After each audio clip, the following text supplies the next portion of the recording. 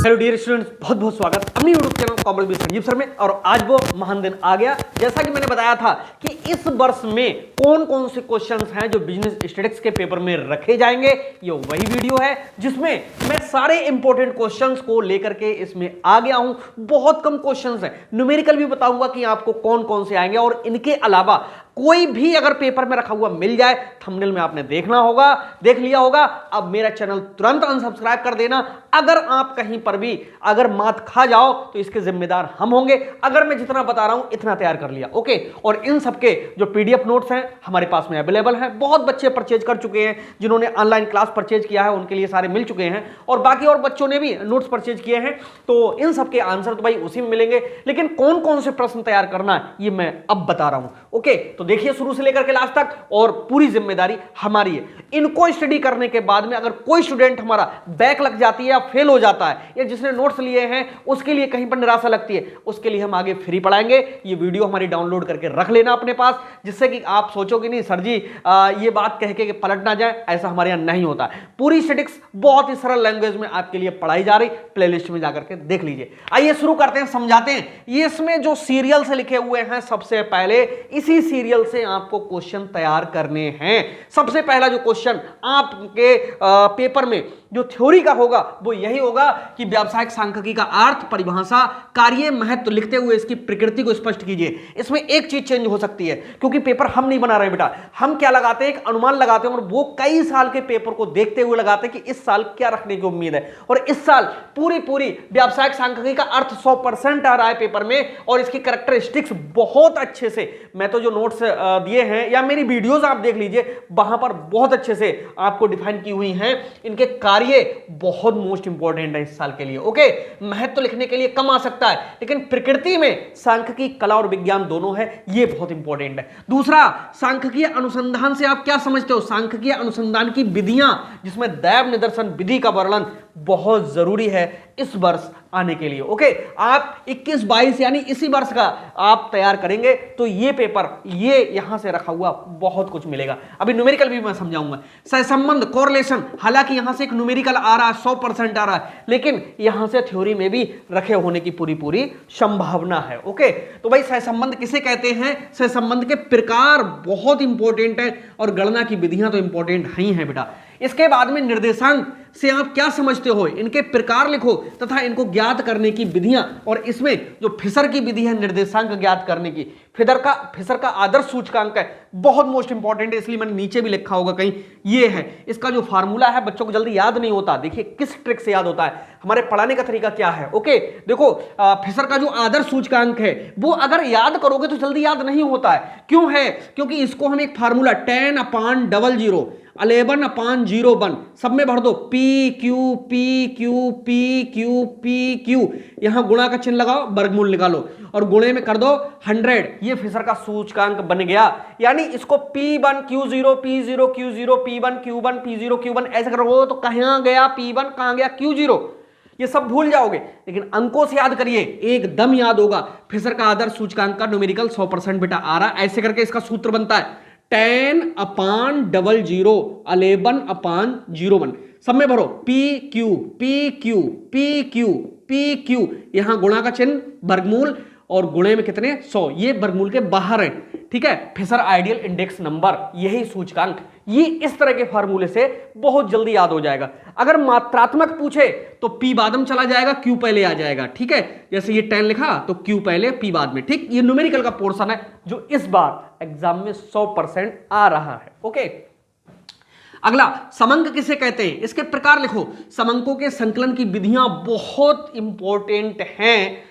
प्रश्नावली भरा करके, अनुसूची भरा करके, संवाददाताओं द्वारा, ये जो विधियां हैं बहुत मोस्ट इंपॉर्टेंट है। अपकिरण के माप किसे कहते हैं? अपकिरण के माप की कौन कौन सी विधियां, किसी एक का वर्णन कीजिएगा, ओके। तो ये अपकिरण का जो माप है बाद में तैयार करोगे। ऊपर से चलो, जैसे मैंने आपको बताए हैं भैया, इनको इसी क्रम में आप तैयार करते हुए आइए, क्योंकि मैंने इंपॉर्टेंट की दृष्टि से उनको रखा है। और इनमें से 3 थ्योरी 100% मिलेगी, ओके, और तीनों पढ़े हुए ही होंगे, ओके। और आगे आइए, अब इसके अलावा आपकी जानकारी के लिए जो छोटे छोटे क्वेश्चंस हैं जो आपके लिए इनमें बहुत ज्यादा हेल्प करेंगे। ओके, और जो बच्चे हैं मिड टर्म की तैयारी करना चाहते हैं तो उनमें भी मैं बता दूं कि मिड टर्म के पर्पज से पहला वाला, ठीक है, दूसरा सांख्यिकी का अनुसंधान, ठीक, सहसंबंध, यही वाले जो तीन है बहुत मोस्ट इंपॉर्टेंट। चौथा निर्देशांक पूछा जा सकता है, ठीक है, और जो समंक हैं वो पूछे जाएंगे, तो सहसंबंध है, निर्देशांक है, फिर ये नहीं पूछा जाएगा। और जो शॉर्ट क्वेश्चंस की ओर आते हैं तो उसमें सबसे ज्यादा इंपॉर्टेंट है महांक जड़ता का नियम और नियमितता का नियम। सांख्यिकी के 3 नियम हैं, उन 3 नियमों में ये सबसे ज्यादा इंपॉर्टेंट है महांक जड़ता और नियमितता की, ये 2 नियम हैं। ठीक, यहां पर डिटेल नहीं दूंगा, इनके लिए हमारी वीडियो देख लीजिएगा प्लेलिस्ट में जाकर के, और इसके डिस्क्रिप्शन में पूरा वर्णन दिया हुआ है, और वीडियो को अंत तक देखोगे तो स्क्रीन पे भी आपको लिंक मिल जाएगा। दूसरा, कार्ल पियर्सन के सहसंबंध ज्ञात करने की विधि बहुत इंपॉर्टेंट है। कार्ल पियर्सन का जो फार्मूला है देखने में बहुत बड़ा लगता है। क्या फार्मूला होता है? R बराबर sigma d x d y into n, bracket start हो जाती है माइनस लगा करके sigma d x, okay, bracket बंद, सिग्मा डी वाई, ब्रेकेट बंद, फिर और वर्गमूल है sigma d x square into n minus sigma d x का होल स्क्वायर, ये वाला बेटा सूत्र। इसके बाद में sigma d y square into n minus sigma d y का होल स्क्वायर, ये वाला जो फार्मूला है बहुत मोस्ट इंपॉर्टेंट है, ये रट के जाना। थ्योरी अगर लिखने को आ जाए तो ये फार्मूला लिखाना बहुत ईजी है। ओके, मैंने पढ़ाया भी है आपके लिए। काल श्रेणी विश्लेषण इंपॉर्टेंट है, जिसमें न्यूनतम वर्ग रीति लिख लो, ये आएगी पेपर में लिखने के लिए। सांख्यिकी निदर्शन, ये सैंपलिंग के लिए कहते हैं। सांख्यिकी निदर्शन का अर्थ लिखो, दैव निदर्शन विधि उदाहरण से समझाइए, बहुत इंपॉर्टेंट है, ये लॉन्ग में भी जा सकता है क्वेश्चन। ठीक है, तो कोई एक आध शॉर्ट है वो भाई लॉन्ग में जा सकता है, हम कोई भगवान नहीं है, ओके, ना पेपर बना रहे हैं, लेकिन हम इंपॉर्टेंट जब बनाते हैं तो एक मुझको 2 बार ख्याल आया कि ये क्वेश्चन हमारा लॉन्ग में जा सकता है। ठीक है, इसलिए मैं कह रहा हूं। विषमता के मापने की विधियां, विषमता कहते किसके लिए है भाई? वो जो श्रेणी होती है उसमें जो एक समान गुण नहीं मिलने वाली बातें होती हैं वही विषमता कहलाती है। यहां पर संख्याओं का उपसाधन या सन्निकटन बहुत इंपॉर्टेंट है। ये उपसाधन और सन्निकटन ये मिड टर्म के पर्पज से भी बहुत ज्यादा इंपॉर्टेंट है। भारत में औद्योगिक समंकों का महत्व, ये क्या होते हैं औद्योगिक समंक, आपको तैयार कर लेना चाहिए, पढ़ लेना चाहिए। विचरण गुणांक वेरी इंपॉर्टेंट है, और ये प्रमाप विचलन क्या है ये भी इंपॉर्टेंट है। समंकों में अविश्वास के कारण, ये दूसरे तरीके से क्वेश्चन आता है कि कुछ झूठ सफेद होते हैं, कुछ झूठ बहुरंगी होते हैं, इस तरह से वो समंकों के लिए कहते हैं। ये क्वेश्चन बहुत ज्यादा बनता है। संगामी विचलन रीति क्या होती है, इसका सूत्र भी लिखिए, इंपॉर्टेंट है। प्रश्नावली और अनुसूची में अंतर लिखो, और एक अच्छे प्रश्नावली में कौन कौन से गुण होने चाहिए, यह प्रश्न बहुत ज्यादा पूछा जा रहा है। प्रतीप गमन रेखाएं 2 क्यों होती हैं और प्रतीप गमन रेखाएं क्या होती हैं, यह बहुत जल्दी तैयार करना होगा। केंद्रीय सांख्यिकी संगठन, जिसको CSO कहते हैं, सेंट्रल स्टैटिस्टिकल ऑर्गेनाइजेशंस, ठीक है, ये क्या है इसके बारे में आपको लिखना होगा। हारात्मक माध्य क्या होता है, हार्मोनिक मीन है यहां पर। केंद्रीय प्रवृत्ति की माप की विशेषताएं क्या होती हैं, ओके, और गुणोत्तर माध्य, अब यहां पर केंद्रीय प्रवृत्ति में वही मीन, मीडियन, मोड, और इनका अंतर संबंध जो सूत्र है, अंतर संबंध सूत्र बहुत मोस्ट इंपॉर्टेंट है, इसको भूल मत जाना। 3 मीडियन माइनस 2 मीन है, मोड बराबर, यानी बहुलक के बराबर में, मोड के बराबर में 3 मीडियन माइनस 2 मीन, बस ये अंतर संबंध सूत्र है कि मोड इससे ज्ञात हो सकता है बहुलक से। 2 मीडियन की गुणा करेंगे, 3 मीडियन गुणा करेंगे माइनस 2 मीन की गुणा कर देंगे। ठीक है, मीन की गुणा 2 से, मीडियन की गुणा 3 से, और दोनों को आपस में घटा दोगे, मोड निकल करके आ जाएगा। ठीक, लेकिन ये तब यूज करते हैं जब वो प्रश्न में बताए। अब हम चलते हैं न्यूमेरिकल की ओर। क्या क्या न्यूमेरिकल आ रहा है, देखो। पहला जो न्यूमेरिकल मेरे अनुसार इस वर्ष आना चाहिए वो आना चाहिए mean, median, mode, mean, median और मोड। दूसरा न्यूमेरिकल आना चाहिए R, जिसको हम सहसंबंध कहते हैं।